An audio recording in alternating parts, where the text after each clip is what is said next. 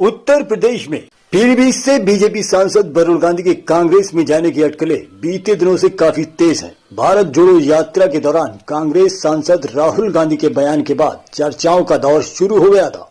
इसके बाद तमाम कयास लगाए गए, लेकिन फिर ये मामला ठंडा पड़ते नजर आ रहा है। हालांकि इन सब कयासों के बीच बीजेपी सांसद की मां मेनका गांधी का रुख काफी अहम होगा। खास बात यह है कि मेनका गांधी साल 2004 में बीजेपी में जुड़ी, जिसके बाद बेटे वरुण गांधी ने बीजेपी का दामन थामा था। लेकिन वरुण गांधी ने साल 2019 में लोकसभा का पहला चुनाव पीलीभीत से लड़ा था। तब से अब तक वरुण गांधी का चुनावी मैदान मां मेनका गांधी की कार्यस्थली रही है। 2009 में वरुण गांधी पीलीभीत से चुनाव लड़े तो उनसे पहले वहां मेनका गांधी सांसद हुआ करती थी, लेकिन उसके बाद 2009 में मेनका गांधी को सुल्तानपुर से उम्मीदवार बनाया गया था। लेकिन बात यही नहीं खत्म होती। 2014 के लोकसभा चुनाव में एक बार फिर मां मेनका गांधी की कार्यस्थली वरुण गांधी को मिली। इस बार वरुण गांधी को सुल्तानपुर से चुनाव लड़ाया गया। तब मेनका गांधी को पीलीभीत से बीजेपी ने उम्मीदवार बनाया था। इस चुनाव में भी दोनों ने जीत दर्ज की थी, जबकि 2019 के लोकसभा चुनाव में एक बार फिर पुरानी कहानी दोहराई गई। तब वरुण गांधी को फिर से पीलीभीत से उम्मीदवार बनाया गया और मेनका गांधी को सुल्तानपुर से उम्मीदवार बनाया गया। देखा जाए तो बीजेपी के वर्तमान सांसद वरुण गांधी का पूरा राजनीतिक करियर मां मेनका गांधी की कार्यस्थली रही है। इस वजह से वरुण गांधी को बीजेपी छोड़कर किसी अन्य राजनीतिक दल में शामिल होने में मां मेनका गांधी का रुख अहम होगा। हालांकि इन तमाम अटकलों के बीच अभी तक बीजेपी सांसद मेनका गांधी पूरी तरह मौन है। इसकी खास वजह यह है कि मेनका गांधी शायद ही किसी और दल का रुख करेंगी। तमाम मुद्दों पर बीते कुछ दिनों से अपनी ही सरकार पर हमलावर नजर आ रहे हैं। शनिवार को उन्होंने एक बार फिर ट्वीट के जरिए अपनी ही सरकार को बेरोजगारी को लेकर घेरने का काम किया है। सांसद वरुण गांधी ने न सिर्फ युवाओं की आवाज उठाई है, बल्कि देश भर में स्वीकृत पद खाली पड़े होने पर भी सरकार पर हमला बोला है। वही ट्वीट करते हुए वरुण गांधी ने लिखा है, जब बेरोजगारी 3 दशकों से सर्वोच्च स्तर पर है तब ये आंकड़े चौंकाने वाले हैं। भर्तियां न आने से करोड़ों युवा हताश और निराश हैं। सरकारी आंकड़ों की ये माने तो देश में 60 लाख स्वीकृत पद खाली पड़े हैं। सांसद वरुण गांधी ने आवंटित किए गए बजट पर भी सवाल उठाते हुए लिखा है कि कहां गया बजट जो इन पदों के लिए आवंटित था। ये जानने का हर नौजवान को हक है। जब बेरोजगारी 3 दशकों से सर्वोच्च स्तर पर है तब ये आंकड़े चौंकाने वाले हैं। जहां भर्तियां न आने से करोड़ों युवा हताश व निराश हैं, वहीं सरकारी आंकड़ों की ही माने तो देश में 60 लाख पद खाली पड़े। इसके साथ ही बीजेपी सांसद वरुण गांधी ने प्राथमिक शिक्षा, स्वास्थ्य सेवा, उच्च शिक्षा संस्थान, आर्मी एवं पुलिस न्यायालय में रिक्त पदों का आंकड़ा भी एक चार्ट के जरिए समझाया है। कुल रिक्त पदों की संख्या उजागर की गई है। कोई पहला मामला नहीं है कि बीजेपी सांसद वरुण गांधी बेरोजगारी के मुद्दे पर अपनी ही सरकार पर हमलावर हुए हों। इससे पहले भी तमाम अन्य मुद्दों पर सांसद वरुण गांधी ने ट्वीट के जरिए अपनी ही सरकार को घेरने का काम किया है।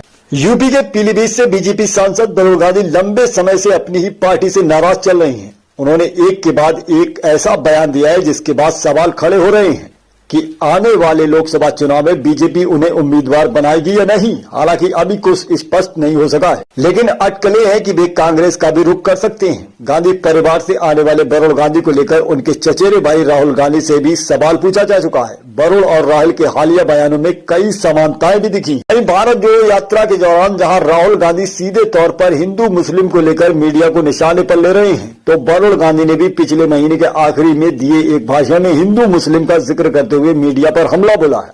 इसके अलावा वरुण ने हाल ही में केंद्रीय स्वास्थ्य मंत्री मनसुख मंडाविया को पत्र लिखकर कहा, दुर्लभ बीमारी से ग्रस्त मरीजों के लिए केंद्र सरकार द्वारा दी गई घोषणा को पत्र तक पहुंचाया जाना चाहिए। बीजेपी सांसद के इस बयानों को पत्रों में साफ दिखता है। वे अपनी ही सरकार पर वार करने का कोई कसर नहीं छोड़ रहे हैं। सूत्रों की माने तो वरुण गांधी अपनी चचेरी बहन प्रियंका गांधी से बातचीत करते रहते हैं। दोनों भाई बहन में यूं तो परिवार को लेकर ही बातचीत होती है, लेकिन अब माना जा रहा है कि ये बातचीत राजनीति को लेकर भी हो रही है। यदि वरुण गांधी बीजेपी से अपना नाता तोड़ते हैं तो उसके पास कई दलों के रास्ते खोल सकते हैं। सपा, आरएलडी, बसपा जैसे दल वरुण को पार्टी में लेने से पीछे नहीं हटेंगे, लेकिन वरुण इस क्षेत्रीय दलों के बजाय कांग्रेस जैसे राष्ट्रीय दल में जाना चाहेंगे। वहीं कमजोर स्थिति के बाद भी कांग्रेस इस समय बीजेपी के बाद सबसे ज्यादा सांसदों वाली पार्टी है। भले ही कांग्रेस का संगठन यूपी में सपा बसपा के मुकाबले कमजोर, लेकिन कई हिंदी राज्यों में अब भी पार्टी मजबूत स्थिति में है। ऐसे में वरुण की संभावनाएं केंद्रीय क्षेत्रीय दल की तुलना में कांग्रेस में जाने की अधिक हैं। वहीं गांधी परिवार से आने के बाद भी बरुण और उसके चचेरे भाई राहुल गांधी के बीच विचारधारा का काफी अंतर है। कई सालों पहले दिया गया भाषण बरुण गांधी का अब तक पीछा नहीं छोड़ रहा है। हालांकि पिछले कुछ सालों में बरुण गांधी का मिजाज काफी बदल गया है। अब वे बीजेपी सरकार पर हमलावर हैं, तो ये भी कहते हैं कि न तो वे कांग्रेस के खिलाफ हैं। पंडित नेहरू के देश को जोड़ने की राजनीति होनी चाहिए, तोड़ने की नहीं। अब बीते काफी दिनों से ये चर्चा है कि संजय गांधी के बेटे बरुण गांधी बीजेपी को छोड़ कांग्रेस का दामन थाम सकते हैं। इन अटकलों के बीच कांग्रेस अध्यक्ष राहुल गांधी ने इस पर एक टिप्पणी की है। देश के सबसे बड़े राजनीतिक परिवार के एक और सदस्य की राजनीति में एंट्री हो गई है। प्रियंका गांधी वाड्रा को कांग्रेस पार्टी का महासचिव बनाया गया और लोकसभा चुनाव के लिए पूर्वी उत्तर प्रदेश की जिम्मेदारी दी गई है। प्रियंका की एंट्री के साथ ही इस प्रकार के कयास भी लगा रहे हैं कि राहुल गांधी के चचेरे भाई बरुण गांधी भी बीजेपी को छोड़ कांग्रेस का दामन थाम सकते हैं, जिस पर अब राहुल गांधी ने जवाब दे दिया है। ओडिशा के भुवनेश्वर में एक कार्यक्रम के दौरान जब राहुल गांधी से पूछा गया कि क्या बरुण गांधी भी कांग्रेस में शामिल हो सकते हैं, तो उन्होंने कहा, मैंने इस प्रकार की अटकलें नहीं सुनी है। गौरतलब है कि जब राहुल गांधी ने कांग्रेस पद संभाला था, तभी से चर्चाएं आम थी कि बरुण गांधी पार्टी में शामिल हो सकते हैं। प्रियंका गांधी की एंट्री के बाद से ही अटकलें एक बार फिर जोर पकड़ रही हैं। आपको बता दें कि पिछले कुछ समय में बरुण गांधी ने ऐसे बयान दिए थे जिसमें केंद्र सरकार की आलोचनाएं की गई थी। इसमें रोहिंग्या मुसलमानों का मुद्दा मुख्य रूप से शामिल हुआ था। गौरतलब है कि 1980 में संजय गांधी की एक दुर्घटना में मौत हो गई थी, जिसके बाद से ही मेनका गांधी ने कांग्रेस से दूरी बनाना शुरू कर दी थी। 1988 में उन्होंने जनता दल का दामन थामा था, लेकिन 2004 में वे भारतीय जनता पार्टी में शामिल हो गई थी। 2004 में ही बरुण गांधी बीजेपी में आए और 2009 में पीलीभीत से सांसद चुने गए। 2014 में उन्होंने उत्तर प्रदेश के सुल्तानपुर से लोकसभा चुनाव जीता। बरुण गांधी लोकप्रिय नेता हैं और तेज तर्रार भाषणों के लिए जाने जाते हैं। उधर एक वीडियो में बरुण गांधी ने कहा है कि टीवी और अखबार हिंदू मुस्लिम और जाति पाति ही कर रहे हैं। भाई को बांटो और भाई को काटो, यह राजनीति हमें नहीं होनी देंगे। इससे पहले राहुल गांधी भी लाल किले से मीडिया पर दिन भर हिंदू मुस्लिम करने का आरोप लगा चुके हैं। बरुण गांधी के इस वीडियो समेत हाल के समय में दिए गए बयानों पर राजनीतिक एक्सपर्ट इसे बीजेपी को दिए गए मैसेज की तरह देख रहे हैं।